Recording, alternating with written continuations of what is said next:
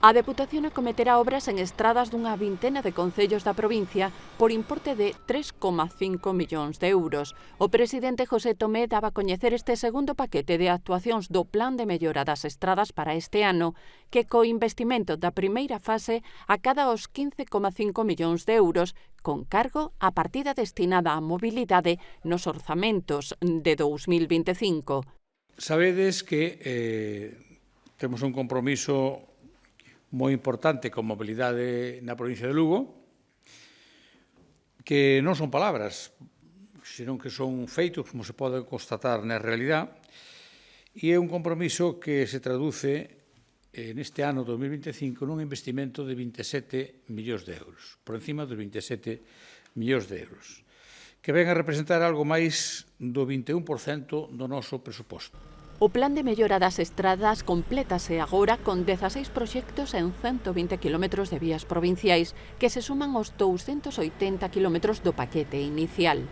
A Deputación de Lugo xa traballou o arreo porque xa temos en proceso de contratación a estas alturas, 4 meses despois, o 65% de todas esas obras que anunciamos fai 4 meses. O 65%.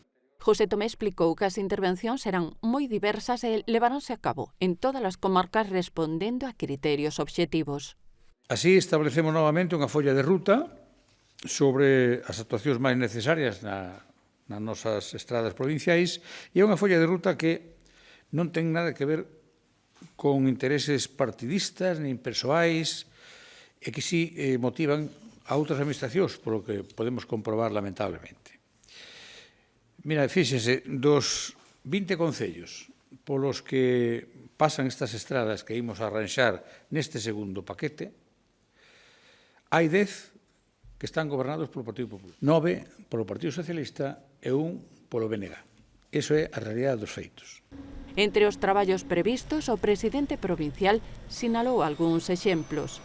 Na comarca da Mariña melloraremos 6 estradas nos concellos de Lorenzá, de Mondoñedo, do Río Torto, de Trabada e o Vicedo.